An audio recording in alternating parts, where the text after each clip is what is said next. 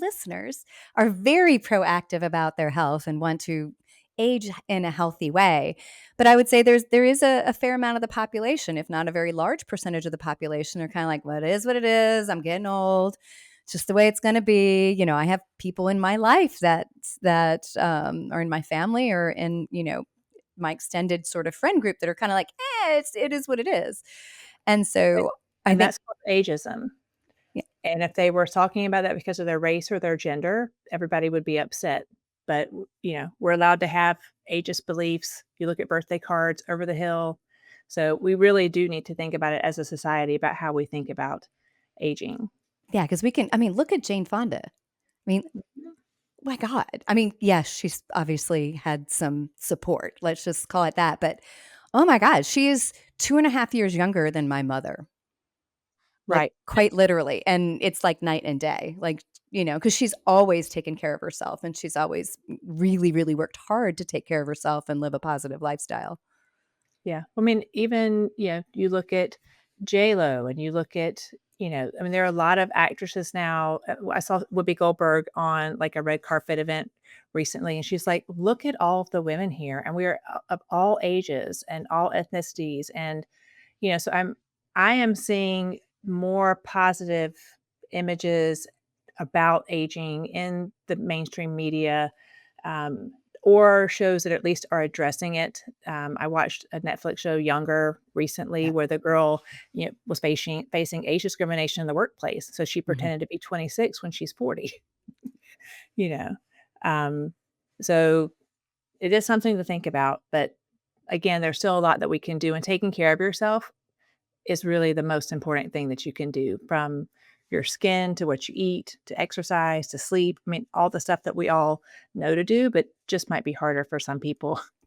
Yeah. So if you were to give my listeners like, again, like you said, it's the idea of dementia and Alzheimer's obviously is the most feared because you're afraid that you've lost your mind, but that you're still physically here. If you were to give my listeners like, what are the three things? Like if you're a 40, 50-year-old woman right now in that age range, what are the three things that you're like, these are non-negotiables. This must be a double down. I think I know what you're going to say, but I just would love to hear yours. Double down on these three things. What would you say it is? So I think the biggest thing is is sleep, and then diet and then exercise, and not just cardiovascular exercise, but there's a lot of science coming out now about the role of strength training and how important that is. But there was something recently that I saw that was flagged. I was like, we definitely need to consider, think about doing something about this. But estrogen, and you have to correct me on this part, but estrogen is in our muscles. Muscles Yeah. are attached to bone, and if you're not using your muscles, through strength training, it doesn't have to be. I don't think it needs to. You should not aspire to be like a bodybuilder. I think even with your movement, your physical activity, like you don't actually have to be running marathons and this is actually all science based from the blue zones. I don't know if you know about Dan Buettner's work.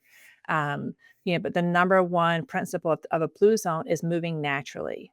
So Yeah. it kind of takes the stress off of like, when you look at these high areas of centenarians around the globe, there's only one in the United States, but if you watch that documentary, the other 4, they're farming, they're doing housework, they're walking to the market, and then you go to Loma Linda, California, and they're in a gym.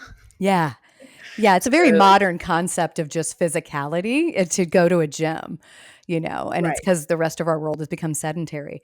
I think one of the things that I thought was really interesting about the Blue Zone is they had some of their research and they were looking at the longevity numbers were completely correlated with the pitch of the mountains in the city you or town you were in. So basically, the moms and dads that were carrying crap up and down the hills actually lived longer. So the higher the hills, the more steep the incline, the more likely you were to live longer. So the reality is it's we need to move more and we need to move try and mimic those same sort of things that our ancestors did. It wasn't running 26 miles. They would look at us like we were crazy. Like, what are you doing? What are you running Yeah, from? right. There was one person chosen to do that. for the whole village. Right, and The they rest were of us don't need to do it. yeah, and they ran to the other village way back when to tell them something. It's like, But we I mean, but it does speak to, if you can take the stairs instead of the elevator. I mean, we've built in a lot of conveniences into our society that you have, there's always for every decision, there's a consequence. But Mhm, yeah, so it was like if you can take the stairs, because I mean, I live in Wilmington, North Carolina, where it's pretty flat. Like, but there are certain streets that I know have a steeper incline coming, from the Cape Fear River up. And I also chose to live downtown for the walkability of it, because otherwise you have to get in your car. If you live in the suburbs, you have to get in your car to go anywhere.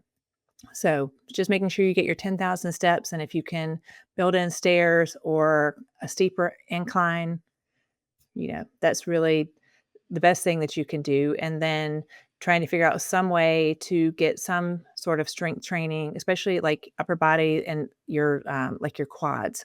Um, that's like the most important thing, and strength and flexibility, because if you have better balance, then your risk of falling is less. And so yeah, another thing is to sit on the floor, practice getting up from the floor. mhm. There's a lot of muscles that we don't use anymore, that a lot of other cultures do. Um, and then, making sure with your diet that you're getting protein, eating as clean as you can, avoiding processed foods. So basically, anything that comes in its own wrapper, like oranges, Yeah, fruits, no label. vegetables. Yeah, don't need a label. Um, and then drinking water, obviously, are all the things you would need to be doing with your diet. But I think the biggest thing for me was I always thought that I got enough sleep. And I Mhm. pretty much felt like for the most part, I got good quality sleep. But I got an Aura Ring about a year ago, and I was like, "Oh my goodness, I'm not getting 8 hours of sleep because I'm only in the bed for 8 hours."